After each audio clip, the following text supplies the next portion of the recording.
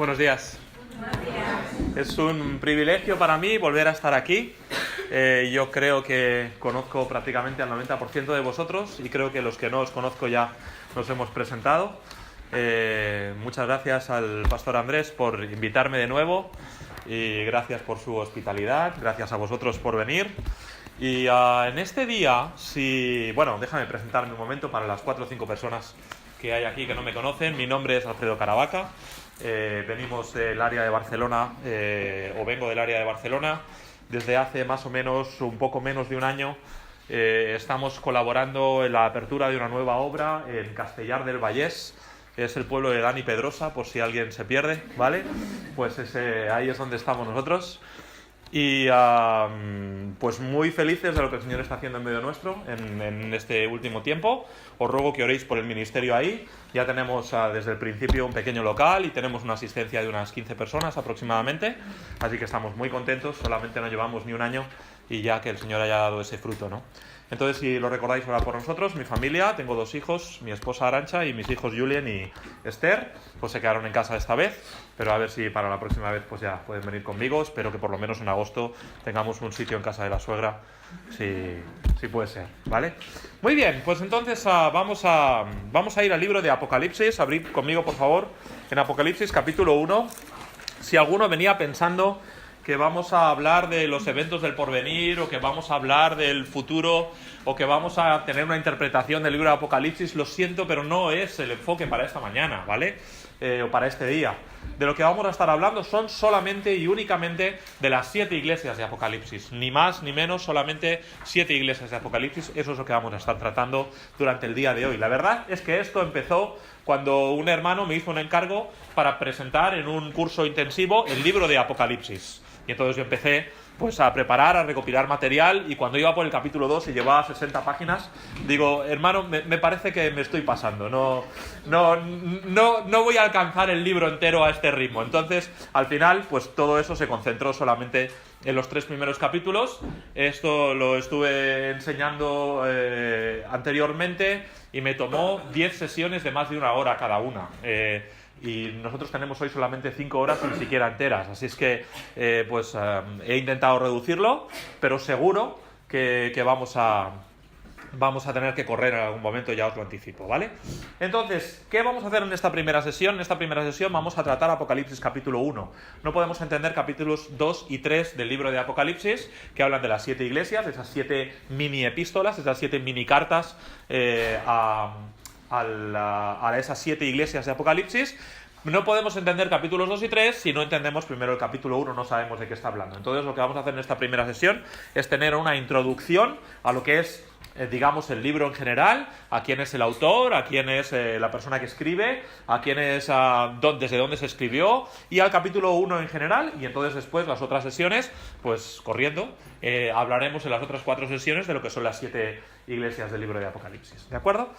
Entonces, ¿por qué no vamos al capítulo 1? Casi que vamos a leerlo entero, y entonces después de eso oraremos, y entonces ya entraremos a la consideración del pasaje y a comprender algunas cosas ahí, ¿vale? Entonces, Apocalipsis, capítulo 1, Apocalipsis 1, vamos a leer entonces el capítulo entero. Dice así: la revelación de Jesucristo. ¿Cómo se dice revelación en griego? ¿Cómo? Apocalipsis, ¿vale? O sea, cuando hablamos de Apocalipsis, lo primero que viene a nuestra mente seguramente es un montón de guerras y sangre y batallas y elementos que se quema todo y tal, no, catástrofes, desastres.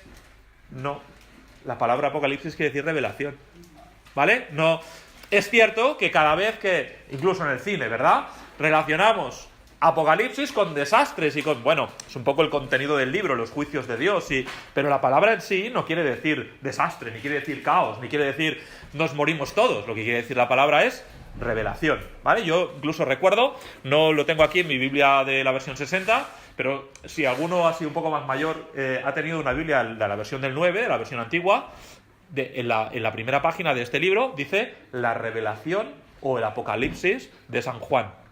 ¿Sí? El Apocalipsis o la revelación de San Juan, es lo que dice. Se incluye la palabra revelación. ¿Cómo se dice? ¿Cómo se llama en inglés este libro? ¿Verdad? Revelación, Revelation, ¿vale? Pues Eso es exactamente lo que quiere decir Apocalipsis. La revelación de Jesucristo que Dios le dio para manifestar a sus siervos las cosas que deben suceder pronto. Y lo escribió Juan hace 1900 años, pronto, ¿vale? Las cosas que deben suceder pronto. Y la declaró enviándola por medio de su ángel a su siervo Juan, que ha dado testimonio de la palabra de Dios y del testimonio de Jesucristo y de todas las cosas que ha visto. Bienaventurado el que lee y los que oyen las palabras de esta profecía y guardan las cosas que en ella están escritas, cosas en ella escritas, porque el tiempo está cerca. Juan, a las 7 iglesias que están en Asia: gracia y paz a vosotros del que es y que era y que ha de venir, y de los 7 espíritus que están delante de su trono, y de Jesucristo, el testigo fiel, el primogénito de los muertos, el soberano de los reyes de la tierra, al que nos amó y nos lavó de nuestros pecados con su sangre, y nos hizo reyes y sacerdotes para Dios su Padre. A él sea gloria e imperio por los siglos de los siglos. Amén. He aquí que viene con las nubes, y todo ojo le verá, y los que le traspasaron, y todos los linajes de la tierra harán lamentación por él. Sí, amén. Yo soy el Alfa y la Omega, principio y fin, dice el Señor, el que es y que era y que ha de venir, el Todopoderoso. Yo, Juan, vuestro hermano y copartícipe vuestro en la... Es muy hermoso esto, no voy a tratar esto cuando entremos ahora, pero fíjate cómo se presenta Juan, apóstol, el cual ha estado 3 años con el Señor, ha vivido con él, le ha tocado, los evangelios le llaman el discípulo amado. Dice: yo, Juan, vuestro hermano. No soy superobispo de las 7 iglesias, no soy el superapóstol, no. Vuestro hermano y copartícipe vuestro en la tribulación, en el reino y en la paciencia de Jesucristo. O sea, yo soy uno más. Y yo, siendo uno más, dice, estaba en la isla llamada Patmos, por causa de la palabra de Dios y del testimonio de Jesucristo. Yo estaba en el Espíritu en el día del Señor, y oí detrás de mí una gran voz como de trompeta, que decía: yo soy el Alfa y la Omega, el primero y el último. Escribe en un libro lo que ves, y envíalo a las 7 iglesias que están en Asia: a Éfeso, Esmirna, Pérgamo, Tiatira, Sardis, Filadelfia y Laodicea. Y me volví para ver la voz del que hablaba conmigo, y vuelto vi 7 candeleros de oro, y en medio de los 7 candeleros a uno semejante al Hijo del Hombre, vestido de una ropa que llegaba hasta los pies y ceñido por el pecho con un cinto de oro. Su cabeza y sus cabellos eran blancos como blanca lana, como nieve, sus ojos como llama de fuego, sus pies semejantes al bronce bruñido, refulgente como en un horno, y su voz como estruendo de muchas aguas. Tenía en su diestra 7 estrellas, de su boca salía una espada aguda de 2 filos, y su rostro era como el sol cuando resplandece en su fuerza. Este no es el... A ver, ¿cómo lo digo para decirlo bien? No es el aspecto en el cual observamos al Señor Jesús cuando leemos de él en Mateo 1 o en Lucas 2 y 3. Allí viene como el Mesías de Isaías 53. Allí viene un bebé... ¿Lo necesito? Si puedes, es una manera de dar a las damas de la cocina. Ah, genial. ¿Esto Pon cómo encima va? de la cabeza. Ahí mismo. No. ¿Ah, sí? Creo que ahí. Sí. ¿Aquí? Sí. ¿Qué te parece? Habla a ver si te oye. Telecinco, dígame. ¿No? Sí, espero que sí. Bueno, muy bien. Esto es nuevo para mí, totalmente. Me siento operadora de teléfonos, pero vamos, total. Vale, muy bien. Telepizza, dígame eso ya. Bueno, da igual. Vamos a centrarnos, que esto me ha cortado el tema. Os estaba diciendo que la imagen que está presentando aquí en Apocalipsis capítulo 1, para nada tiene que ver directamente con la imagen que nosotros probablemente tenemos del Señor Jesús. Nosotros pensamos en el Señor Jesús y obviamente nos gusta pensar en aquel Señor Jesús que es todo amor. Nos gusta pensar en el Señor Jesús que nos cuida. Nos gusta pensar en el Señor Jesús que vino tierno a un pesebre y nació allí. Bien, efectivamente, es tu Señor. Pero el que viene, el que vendrá por ti es este, del que sale una espada de su boca, del que tiene una presentación totalmente diferente, que viene a impartir juicio. ¿Sí? Entonces, cuando ahora pensemos en el Señor Jesús, en el Mesías, tenemos que pensar en este Señor Jesús. Ni más ni menos, ¿vale? Muy bien. Pues esto irá muy bien para las hermanas de la cocina, pero para mí, hermanas, espero tener postre doble, porque esto es incomodísimo. Muy bien, pues entonces seguimos leyendo. Entonces aquí estamos en el versículo 17. Dice: cuando le vi, caí como muerto a sus pies, y él puso su diestra sobre mí, diciéndome: no temas, yo soy el primero Y el último, el que vivo y estuve muerto, mas he aquí que vivo por los siglos de los siglos, amén. Y tengo las llaves de la muerte y del Hades. Escribe las cosas que has visto y las que son y las que han de ser después de estas. Cuando tú estudies el libro de Apocalipsis y hagas un estudio serio de él, este es tu bosquejo. Está aquí. Dice, escribe las cosas que has visto, las que son y las que han de ser después de estas. Esto es como dividiríamos el libro de Apocalipsis en 3 partes. Aquí tienes el bosquejo. El misterio, fíjate, aquí está bien que nos lo diga, porque así nosotros no tenemos que inventarnos cosas. El misterio de las 7 estrellas que has visto a mi diestra y de los 7 candeleros de oro, las 7 estrellas son los ángeles de las 7 iglesias y los 7 candeleros que has visto son las 7 iglesias. Ya nos deja una cosa clarita para que nosotros no tengamos que pensar ni que decir nada, ya nos lo interpreta directamente, ¿vale? Muy bien. Habiendo leído esto, vamos entonces a tener una palabra de oración y entonces después entraremos al contenido, ¿vale? Vamos a orar. Amado Padre Celestial, pedimos tu asistencia, Señor, pedimos tu auxilio, pedimos tu ayuda, porque nada podemos hacer sin ti. Que esto que vamos a tener durante el día de hoy no sea pasar el rato, no sea puro conocimiento, no sea estar aquí pues hablando de la Biblia solamente, sino, Padre, que tenga incidencia en nuestra vida. Venimos, Señor, y abrimos la palabra de Dios y estudiamos tu palabra para que ella tenga incidencia en nuestra vida.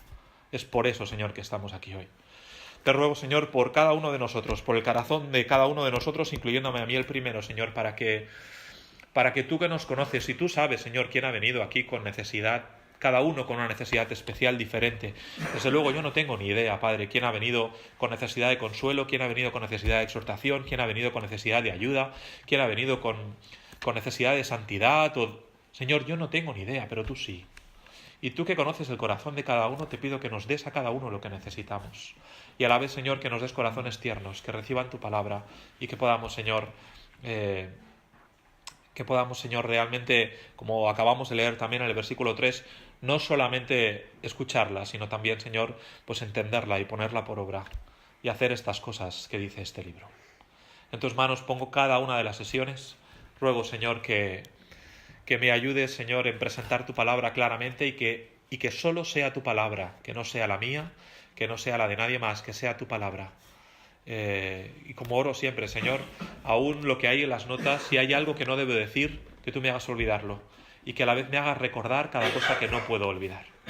En tus manos pongo estas sesiones que vamos a tener a continuación y pedimos tu bendición sobre cada cosa que vamos a hacer. Señor, que tú seas honrado y glorificado. Oramos en el nombre de Cristo Jesús. Amén. Muy bien, pues la primera cosa, viendo la imagen que acabamos de observar de este libro de Apocalipsis, si pasa la diapositiva, eso es, ¿vale? Pues esto es una imagen, ¿vale? Pero más o menos es la descripción que nos está dando. 7 iglesias, que son 7 candeleros, los tenemos ahí. El Señor Jesús caminando en medio de los 7 candeleros y dice que tiene las 7 estrellas en su mano, ¿vale? Una espada aguda que sale de su boca. Bien, no deja de ser más que una representación que encontré por internet, pero que nos ayuda un poco a centrarnos en más o menos en acercarnos un poquito a la visión que tuvo Juan.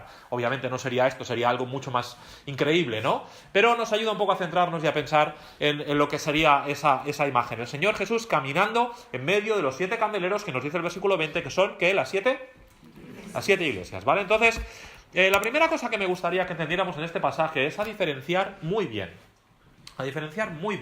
entre lo que es la interpretación de un pasaje y lo que es la aplicación del pasaje, ¿de acuerdo? Especialmente en estos 3 primeros capítulos que vamos a ver, o en los capítulos 2 y 3, tenemos que entender claramente la diferencia entre interpretación y aplicación, porque seguro que muchos de vosotros ya habéis escuchado en otras ocasiones hablar acerca de las 7 iglesias de Apocalipsis como 7 épocas históricas en lo que, valga la redundancia, es la historia de la iglesia, ¿vale? Y seguro que todos hemos escuchado pues que la iglesia de Éfeso corresponde a una época concreta y que la iglesia de Esmirna a otra época, la iglesia de Pérgamo a otra época y que estamos viviendo la época de la iglesia de la Odisea, ¿verdad? Seguro que todos hemos escuchado esto en alguna ocasión, pero esto es una aplicación del pasaje y la vamos a ver y en un momento vamos a comentarla. Pero la interpretación del pasaje es una y es esta: 7 iglesias reales en el siglo I en Asia, lo que hoy llamamos Turquía.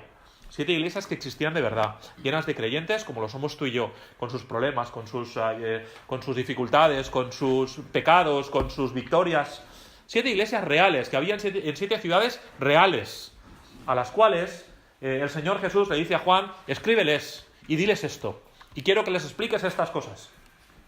Y esa es la interpretación del pasaje. La interpretación del pasaje no es una interpretación histórica. La interpretación del pasaje no tiene otra vuelta de hoja.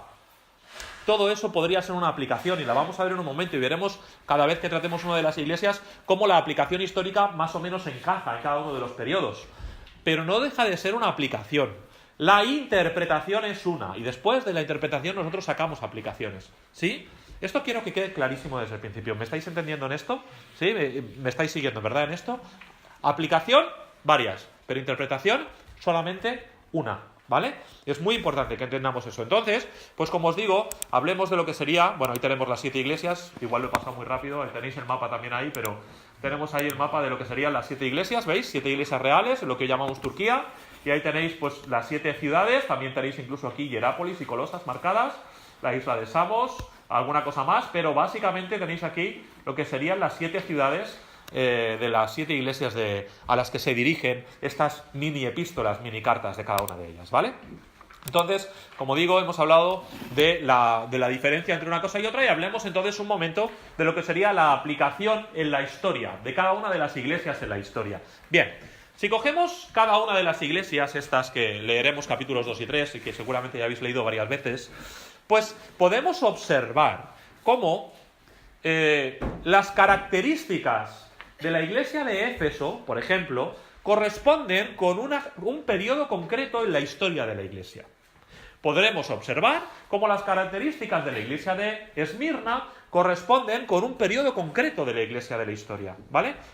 Pero de nuevo es una aplicación y no todo corresponde ni todo encaja, porque no es la interpretación del pasaje, ¿sí? ¿Me estáis siguiendo aquí? No es exactamente... mira, aquí ha fallado. No, es que no ha fallado. Es que no es la interpretación del pasaje. Simplemente hacemos una aplicación. Entonces, en la primera de las iglesias tenemos ahí la iglesia de Éfeso. La equipararíamos a la iglesia apostólica, es decir, a aquella iglesia que nace en Pentecostés y que llega hasta la muerte del último de los apóstoles, que es Juan. ¿Vale?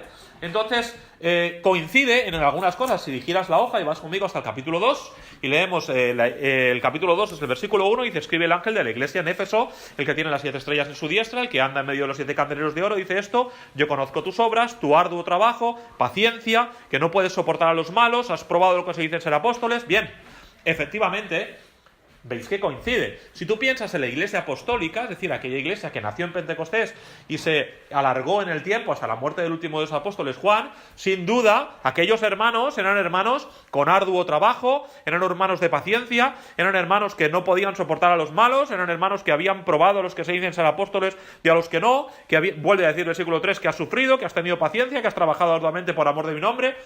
Efectivamente, ¿no? Coincide, estas características coinciden con la iglesia de los primeros años, ¿sí? Lo podemos ver incluso en el libro de los Hechos. Tú observas a los hermanos que hay en el libro de los Hechos y son hermanos que efectivamente que han trabajado duramente, que han tenido paciencia, ¿sí o no? ¿Estáis de acuerdo conmigo que esto coincide? Por lo tanto, cuando hacemos esta aplicación histórica, hablaremos de la iglesia de Éfeso como la iglesia que tiene que corresponde a este periodo de la historia de la iglesia, ¿vale? De lo que sería la iglesia apostólica. Y luego hablaríamos de Esmirna, que sería la iglesia perseguida, que llegaría desde el año 100 hasta el 313. ¿Alguien sabe qué pasó en el 313? ¿Por qué hemos marcado este año? ¿No? ¿Rápido? ¿Algo? ¿Os suena? Constantino y su... ¿Qué? ¿Qué hizo Constantino en el 313? Edicto de Milán, ¿vale? Con el edicto de Milán, Constantino lo que hizo fue Constantino es un emperador romano, lo que hace es dar libertad religiosa y constituye la religión católica, la religión cristiana, como... lo que quiere decir la palabra católica es universal, ¿vale? Por lo tanto, constituye la religión cristiana como la religión de todo el imperio. Constantino lo que se propone es dar uniformidad a todo, ¿vale? De hecho, es que él, si mal no recuerdo, vence a Licinio, que es... ¿Recuerdas que para aquel entonces tenemos Imperio Romano de Oriente e Imperio Romano de Occidente? ¿Esto te suena un poco? ¿Sí? Bueno, pues Licinio es el que está en el Imperio Romano de Oriente, él está todavía en el Imperio Romano de Occidente, consigue vencerle, de alguna forma reunificar el imperio, un solo idioma, latín, un solo imperio, ¿vale? Unas solas leyes, una sola religión. Uniformidad en todo el imperio, A él no le interesa, lo habían estado intentando con la religión que ellos tenían antes, pero el cristianismo pues había ido saliendo y al final Constantino pues dice, vamos por otro camino, vamos a hacer de tu enemigo el amigo, a lo que nos oponíamos, vamos a hacer que esto sea finalmente la religión de todo el imperio, vamos a dar uniformidad a esto. Bien, pues con el edicto de Milán lo que Constantino consigue es eso. Así que aquellos que habían estado perseguidos hasta aquel momento, a partir de aquel momento pasa a ser lo que está de moda. Ahora lo que está de moda es el cristiano. 313, y aquí viene lo que hablamos de la fusión de lo que sería el Estado con la religión. ¿Vale? Aquí viene, hasta entonces eran dos cosas un poco más separadas, pero aquí es donde se fusionan una cosa con la otra, ¿vale? Al punto que incluso Constantino, cuando es investido emperador, recibe el título de pontífice máximo, que si os suena de algo, es un título que tiene el Papa hoy en día, ¿vale? Ya veremos de dónde viene esto, lo veremos cuando estudiemos una de las iglesias, pero recibe ese título también. Como veis, se fusionan aquí las dos cosas y por lo tanto las cuestiones de Estado, o sea, la religión pasa a ser una cuestión de Estado. El concilio de Nicea, famoso concilio del cual hablaremos muy rápidamente, ¿vale? Lo preside o lo inicia el emperador Constantino, ¿vale? Para que os hagáis una idea, es un concilio muy famoso porque allí se debatió la divinidad de Cristo, ¿vale? Y entonces eso lo preside el emperador Constantino, para que hagáis una idea de este maridaje, de lo que quiere decir. Aquí lo tenéis. Entonces llegas al 313. En el 313 tendríamos la iglesia de Pérgamo, que llegaría hasta el 590. 590 tenemos el Papa Gregorio el Grande o Gregorio el Magno, que habiendo un vacío de poder en Roma, al final asume la posición de regente en Roma. Así que tenemos que el obispo de la iglesia de Roma no solamente es obispo de la iglesia, sino que también pasa a ser el regente de Roma, ¿vale? Por lo tanto, aquí tenemos ya un matrimonio entre religión y Estado. Solamente para que entendáis las fechas, porque lo hemos separado así. En Tiatira tendríamos lo que es la iglesia del papado, y viene desde ese papa, Gregorio Magno, hasta 1517. ¿Qué pasó el 31 de octubre de 1517? ¿Alguien le suena? Un señor alemán, ahí está, ¿vale? Lo acabamos de celebrar hace bien poquito, 31 de octubre del 2017, hemos celebrado 500 años de la Reforma Protestante, ¿vale? Pues un señor que se llamaba Lutero, él era un sacerdote, ¿vale? Pues harto de algunas cosas que no entendía dentro de la propia Iglesia Católica, se va un día hasta el castillo o hasta la catedral del castillo de Wittenberg en Alemania y clava 96 tesis, si no me equivoco, clava un papel en la puerta con sus, creo que son 96 o 95 tesis, 95 tesis acerca de las indulgencias, acerca de por qué tengo yo que pagar a la iglesia para ser limpio de mis pecados. Básicamente, ¿por qué? Y ahí con varias cosas. No habla de otras cosas, solamente habla de eso, pero tomamos esa fecha como inicio de la Reforma Protestante. Había algunas voces anteriores, por supuesto. Podemos hablar de Hus en Bohemia, y podemos hablar de Knox, lo que sería Gran Bretaña, y podemos hablar de otros predicadores anteriores a Lutero, pero tomamos esa fecha como el inicio de la Reforma Protestante. Y después de Lutero, pues podemos hablar de Calvino, podemos hablar de Zwinglio, ¿vale? Podemos hablar de otros grandes reformadores, ¿de acuerdo? Entonces, por eso ponemos hasta el 1517, donde casi 1000 años, la iglesia del papado, la Edad Media, una edad oscura totalmente, ¿vale? Y entonces tendríamos la iglesia de Sardis, donde tendríamos ese periodo de la iglesia reformada, que llegaría hasta 1790, que es cuando empiezan las grandes misiones, ¿sí? Y entonces tendríamos la iglesia de Filadelfia. ¿Qué quiere decir Filadelfia? Filos quiere decir amor, Delfos, hermano, ¿vale? O sea, amor fraternal, ¿vale?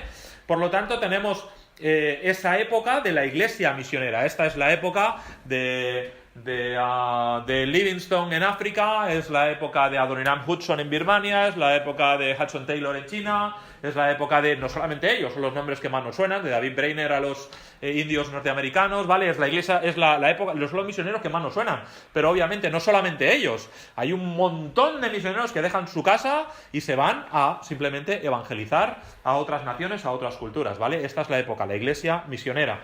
Y esto terminaría hacia el 1900-1910, donde hay una conferencia misionera en Edimburgo, y a partir de ahí digamos que la cosa empieza a declinar, y entonces tenemos la iglesia de nuestros días, la cual hemos venido a llamar la iglesia apóstata.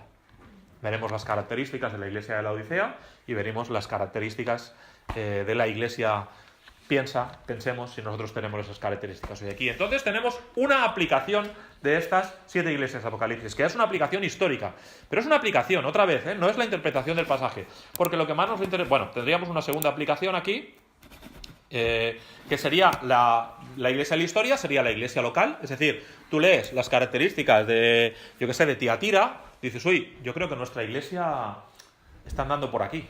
Yo creo que en esto nos parecemos a nuestra iglesia, creo que en esto no. Y entonces tú puedes coger cada una de las iglesias y de alguna forma aplicarla a tu propia iglesia. Pero sobre todo lo que más nos interesa a nosotros es que te la apliques a ti. Porque para eso leemos la Escritura.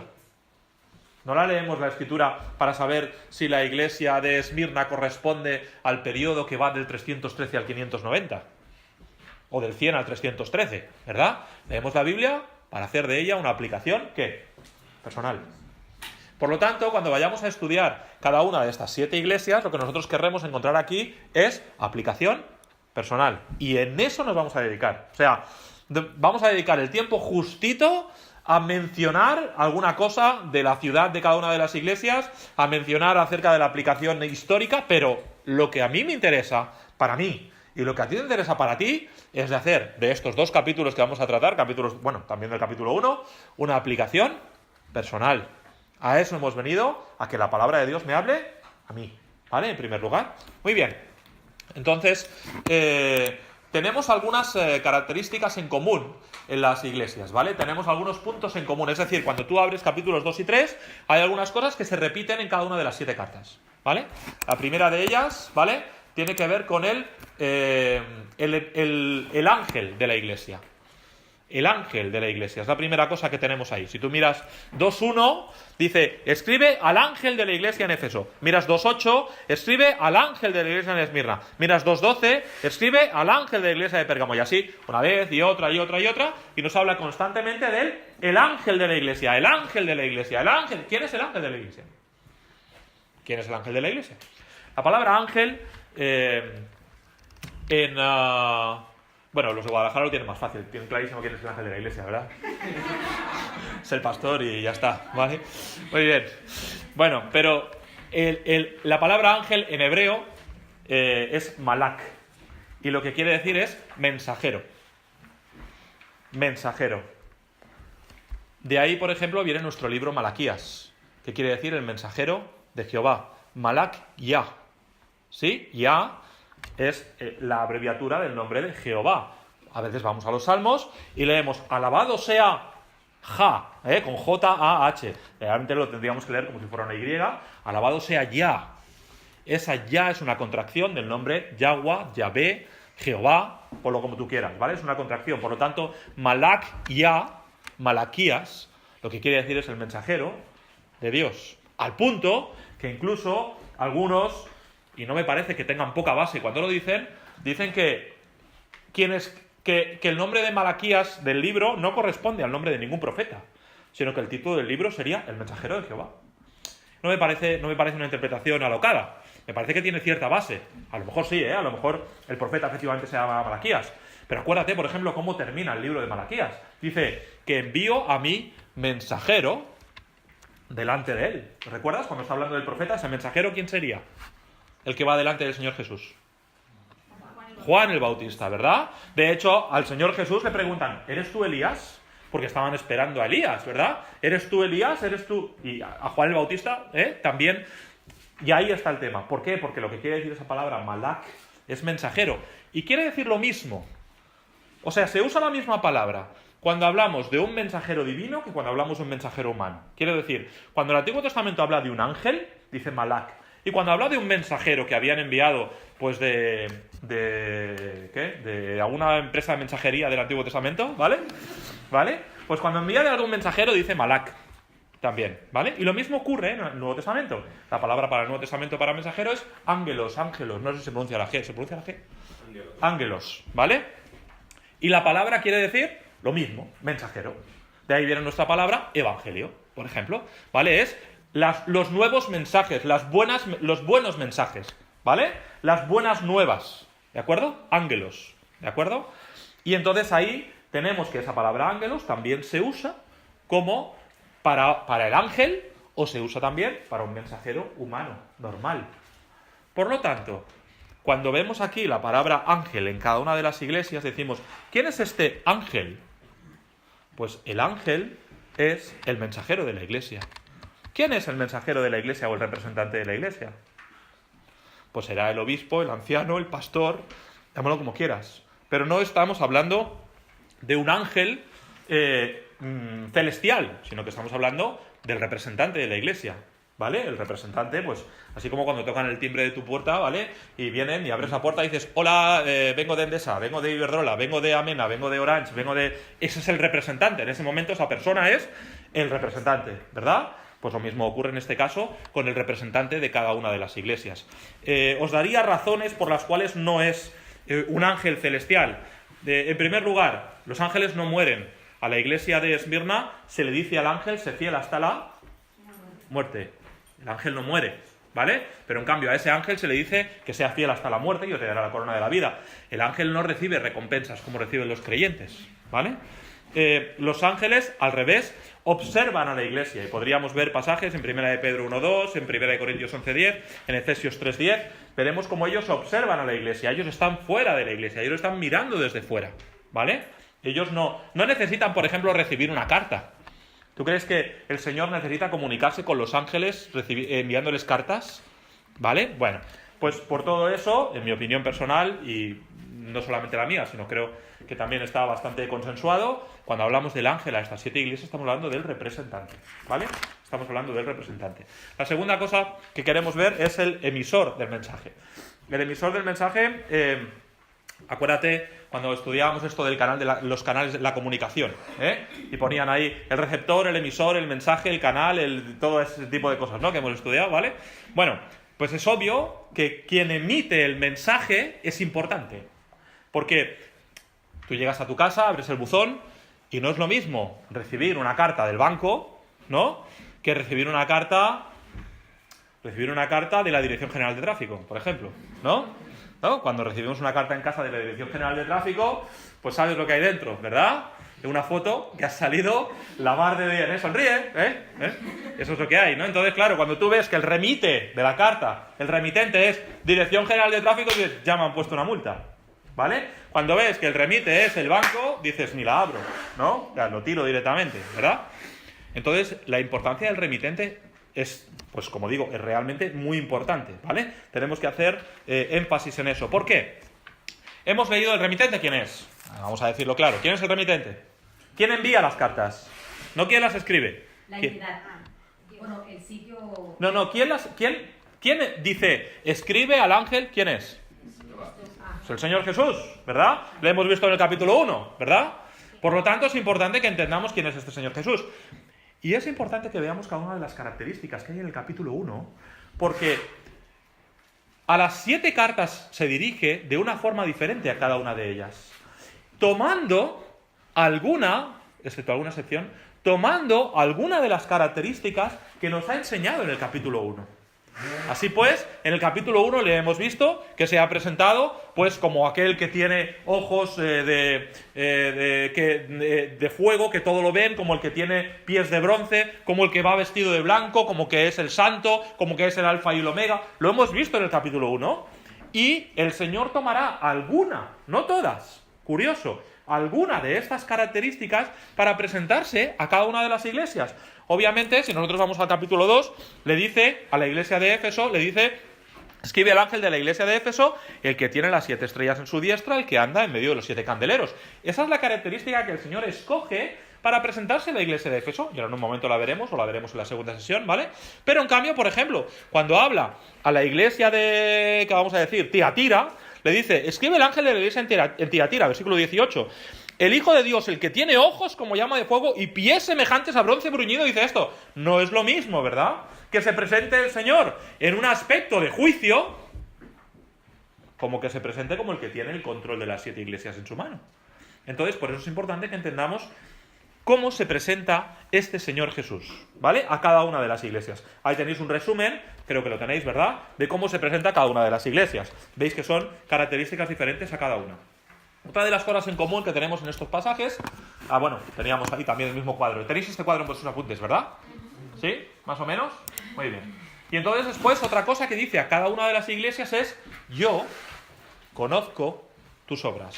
Lo dice a cada una de ellas. Lo dice en 2.2, dice yo conozco tus obras, en 2.9 yo conozco tus obras, en 2.13 yo conozco... Y así, en cada una de las iglesias, yo conozco tus obras. Ahí está, gracias. ¿Vale? Así es que esta expresión, cuando la leemos, no nos debe pasar desapercibida.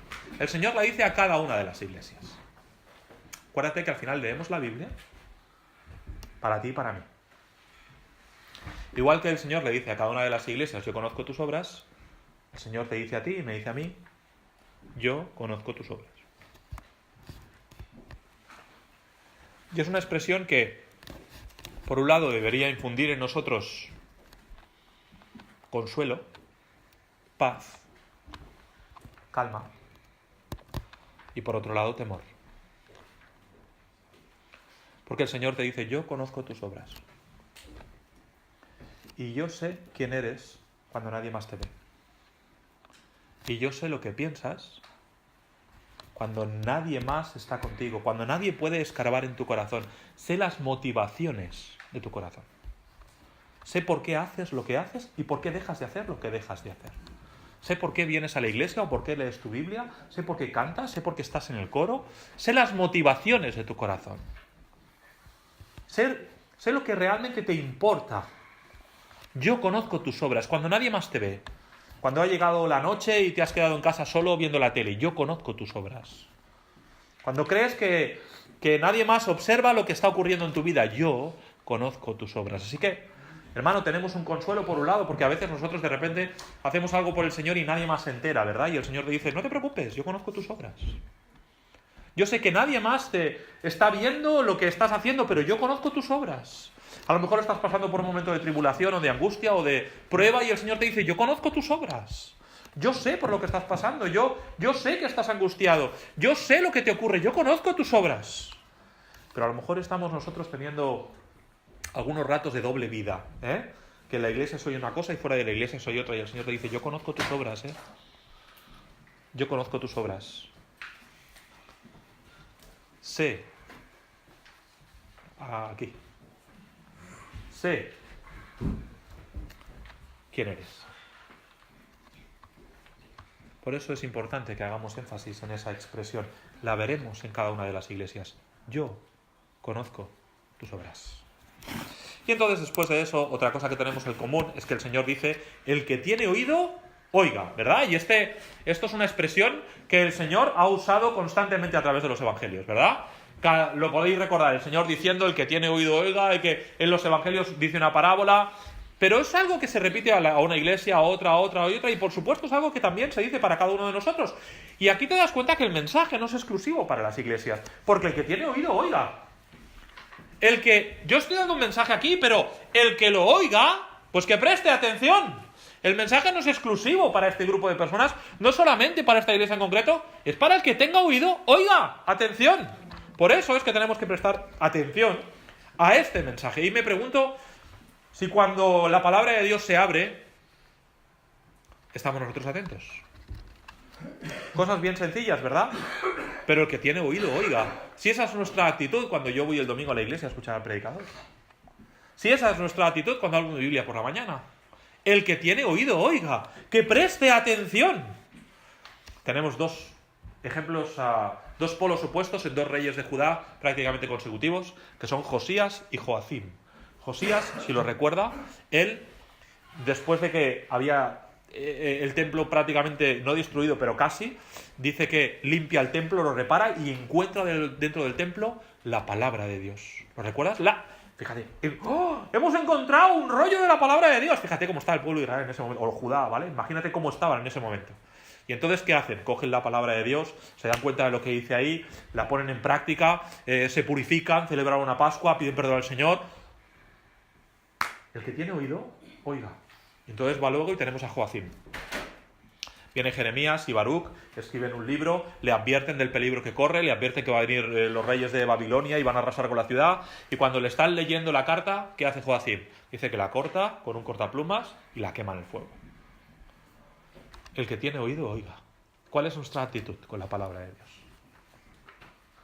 Debería ser escuchar para obedecer, ¿verdad? Escuchar para obedecer. El Señor Jesús le dice a sus discípulos, vosotros sois mis amigos. Dice, si hacéis lo que yo os digo.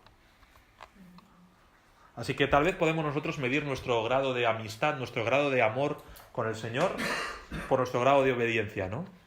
La palabra de Dios no solamente es para que te suene de algo, sino es para que tenga influencia en nuestras vidas. El que tiene oído, oiga.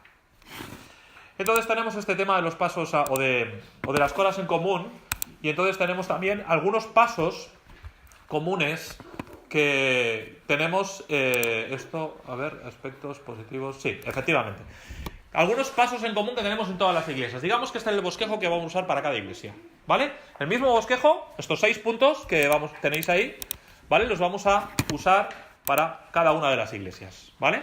Así es que en todas las iglesias vamos a encontrar o vamos a ver quién es el emisor del mensaje, porque como os he dicho, se presenta con una característica diferente cada iglesia.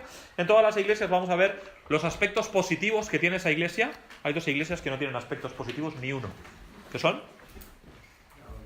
La Odisea y Tiatira sí que tiene alguno, ¿no? O sea que nos quedamos con la Odisea, y hay 2 iglesias que no tienen reproche ninguno. Sardis no, reproche. No tienen ninguna cosa mala. Esmirna y Filadelfia. No se menciona ni una cosa mala sobre ellos, ¿vale? Entonces ese punto, cuando lleguemos a la iglesia de Esmirna, pues lo trataremos, porque no hay cosas malas, ¿vale? Entonces tenemos exhortación, tenemos advertencia y tenemos promesa en cada una de las iglesias, y este va a ser el bosquejo que vamos a venir usando en cada una de las iglesias cuando lo veamos. Y entonces hablemos del portador del mensaje, porque hemos hablado un momento del emisor y hemos dicho que era el Señor Jesús, pero tenemos que hablar también del portador, es el apóstol Juan, ¿sí? O sea, es al final el que escribe la carta, ¿vale? El apóstol Juan a este punto tiene ya unos 100 años, que es el más longevo de todos los apóstoles. No ha muerto, pero sí ha pasado por el martirio, y como nos dice aquí en el capítulo 1, por causa de la palabra, el versículo 9 dice, yo Juan, vuestro hermano y copartícipe vuestro en la tribulación, en el reino y en la paciencia de Jesucristo, estaba en la isla llamada Patmos por causa de la palabra de Dios y del testimonio de Jesucristo. Es decir, lo habían enviado allí. Patmos, ahora lo veremos, era una especie de colonia penitenciaria que tenían los romanos, y lo habían enviado allí desterrado por predicar. Dice, por causa del testimonio de Jesucristo, por causa de la palabra de Dios y el testimonio de Jesucristo. Y entonces ahí estaba Juan, un anciano, muy anciano, que probablemente a ese punto pues era, no sé si llamarlo así, pero tenía responsabilidad sobre las 7 iglesias a las cuales se está dirigiendo. No sé si llamarlo que era una especie de pastor, de obispo de todas las iglesias, y luego él había delegado a personas para que cuidaran de cada una de las iglesias. Algo parecido a lo que seguramente hizo Timoteo en su día desde Éfeso, ¿vale? No sé muy bien cómo estaría organizado, pero sin duda él tenía relevancia, era conocido y tenía influencia en cada una de estas iglesias, ¿vale? Y ahí tenemos al apóstol Juan. Él mismo se identifica como el autor del libro en 4 o 5 veces en el libro, en el 1.1, en el 1.4, en el 1.9, en el 22.8, en el 21.2, dice Juan es el que está escribiendo esto, ¿vale? Así que no hay ninguna duda. Si ya no solamente fuera por él, no debemos tener ninguna duda, pero también los padres de la iglesia, es decir, aquellos hombres que vinieron justo después de los apóstoles, también identifican a Juan como el escritor del libro de Apocalipsis. Por lo tanto, no debemos tener ninguna duda en cuanto a que el apóstol Juan es el escritor. Como hemos dicho, se identifica 4 veces, bueno, realmente son más, son 5 por lo menos, testimonio de los padres de la iglesia. Él tuvo una vida muy larga, como he mencionado, ¿vale? Y tal vez era el pastor de las 7 iglesias desde Éfeso. Y entonces, por otro lado... se me ha ido muy rápido esto, ¿vale? Quería enseñaros Patmos. Fijaros esta isla pequeñita que hay aquí, ¿vale? Veis dónde están las 7 iglesias y tal. Y entonces, después de, pues, otro mapa que teníamos aquí de... ha ido para atrás. No soy muy listo, ¿no? Venga, ánimo. Aquí, entonces, tenemos otra foto de lo que sería Patmos, solamente de lo que sería la isla, ¿vale? Una foto, un mapa. Estos sí que son fotos, son de Andrés, no son mías, ¿vale? Porque yo no he ido aquí, pero él sí que fue... y entonces Patmos es una isla en principio rocosa, pero desde luego la vegetación que hay aquí parece que no es la que había en la época de los romanos, porque esto está verde, vamos, por todos los sitios, pero para que os veáis, este debe ser el barco en el que iban tus padres, ¿no? Aquí, seguramente, y entonces aquí pues tenéis lo que es la isla de Patmos hoy en día, ¿vale? Y entonces, hablando de el emisor del mensaje, entonces ahora Hemos hablado del apóstol Juan como el portador, y entonces ahora vamos a centrarnos en lo que viene a continuación, en ese emisor del mensaje que hemos dicho que es el Señor Jesús. En los próximos 10 minutos vamos a hablar rápidamente de algunas de las características que se mencionan aquí, ¿vale? Entonces, la primera cosa que vemos aquí es que Él se presenta, lo primero, como el que es, el que era y el que ha de venir, ¿vale? O sea, de alguna forma, el Señor está fuera del tiempo. El que es, el que era y el que ha de venir. Y esto es algo que yo no puedo entender, que yo no puedo percibir, que yo no puedo comprender. ¿Cómo alguien puede estar fuera del tiempo? Es algo que escapa a mi razonamiento. Fuera del tiempo. No sé cómo se percibe esto, ¿eh? Cuando tú vas al Museo de la Ciencia de Barcelona, al CaixaForum, o no me acuerdo cómo se llama, llegas allí y entonces tienen un hormiguero. Un hormiguero cortado con un metraquilato. Es decir, tú estás desde fuera, como si fuera un escaparate, y puedes ver el hormiguero por dentro. Tienen allí las hormigas, todos sus caminitos y sus cositas y sus historias, y donde dejan la comida y por donde tal. Y tú te sientas desde fuera como diciendo, si no estuviera el metraquilato yo puedo hacer lo que quiera. O sea, puedo destrozar esto. Y estás fuera. Y puedes influir directamente en la vida de aquellas pobres hormigas. Seguro que alguno lo hemos hecho de pequeño alguna vez, ¿no? Está el caminito de las hormigas por ahí y quitas 3 o 4 y las otras ya no saben para dónde seguir, ¿no? ¿Ya? Entonces tú puedes influir en la vida de las hormigas, ¿sí? Pues esas hormigas éramos nosotros. El Señor Jesús está fuera del tiempo. Es el que era, el que es y el que ha de venir. Y Él desde ahí, desde su posición por encima nuestro, es que influye en nuestras vidas. Él es el Todopoderoso. No es, como hemos dicho antes, aquel Mesías que vino a nacer en un pesebre. Ahora es el Todopoderoso el que viene. Y fíjate además que dice el que ha de venir. Y eso debería traernos esperanza. Porque el Señor viene. El Señor viene. Deberíamos hacer cada una de las cosas en nuestra vida pensando, el Señor viene. Así eran los creyentes de los primeros años, de los primeros siglos, al punto que acuñaron un saludo, ¿verdad?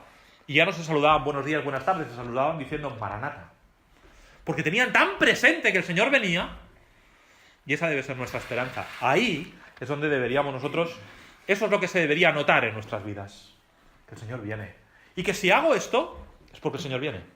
Y que si no lo hago, es porque el Señor viene. Y si voy aquí, si estudio esto, si aprendo esto, si trabajo aquí, si tome la decisión que yo tome en mi vida, es porque el Señor viene. Y hacer cada una de las cosas a la luz de su venida. Porque el Señor es el que era, el que es, pero sobre todo para nosotros es el que ha de venir. El que ha de venir. ¿Vale? Así pues, en primer lugar, tenemos el que era, el que es, el que ha de venir, y dice que es el testigo fiel y verdadero.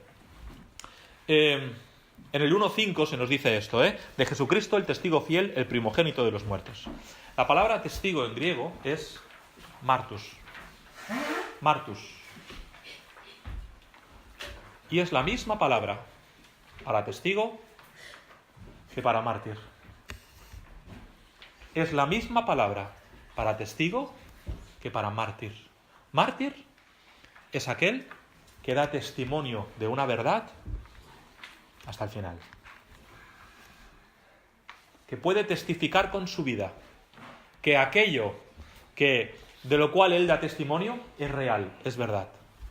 Y en este sentido el Señor Jesús dio testimonio de su causa, dio testimonio de la verdad que predicaba hasta el final. Tú y yo somos su causa. Y Él vino y murió por nosotros, fue testigo, fue mártir hasta la muerte por cada uno de nosotros. Ahora bien,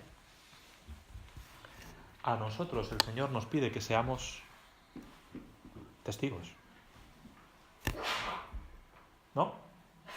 Testigos no solamente para decir algo, sino acuérdate que la palabra en griego quiere decir exactamente lo mismo testigo que para mártir. Vamos a algún pasaje muy rápido. Por ejemplo, vamos al libro de los Hechos y vamos a leer por aquí delante, ¿vale? Melissa, ¿tienes tu Biblia ahí? ¿Sí? Léeme Hechos 1.5. Raquel. Melissa 1.8, Raquel 1.22 y Andrea 2.32. Con esos tres vamos a tener bastante. Melissa, Hechos 1.8. Raquel, Hechos 1.22. Andrea 2.32. ¿Qué dice 1.8?